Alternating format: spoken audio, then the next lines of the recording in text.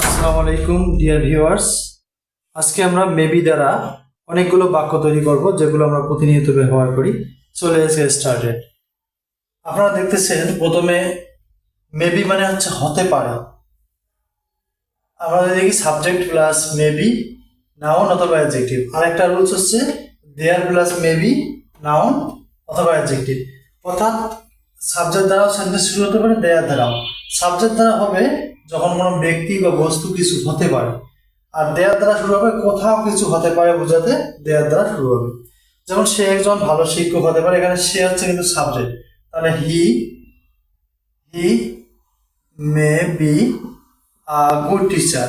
He may be a good teacher, সে একজন ভালো শিক্ষক হতে পারে। কলমটি দামি হতে পারে, কলমটি এটা কিন্তু সাবজেক্ট, তাহলে কলমটি হচ্ছে the pen may be costly. Costly মানে হচ্ছে দামি, কলমটি দামি হতে পারে। পথে বিপদ হতে পারে, এটা কিন্তু আসলে কোথাও বলা হয়েছে, কোথাও কোনো কিছু হতে পারে বোঝাতে কিন্তু দেয়ার দ্বারা শুরু হবে। তাহলে পথে there may be danger. Danger মানে হচ্ছে বিপদ। There may be danger on the way. On the way মানে হচ্ছে পথে, পথে বিপদ হতে পারে। আজ কোনো ক্লাস নাও হতে পারে, এটিও দেখেন যে কোথাও, অর্থাৎ ক্লাস। আজ কোনো ক্লাস নাও হতে পারে, এটা এখানে হবে দেয়ার দ্বারা শুরু।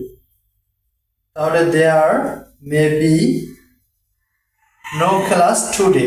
দেয়ার may be no class today, আজ কোনো ক্লাস নাও হতে পারে।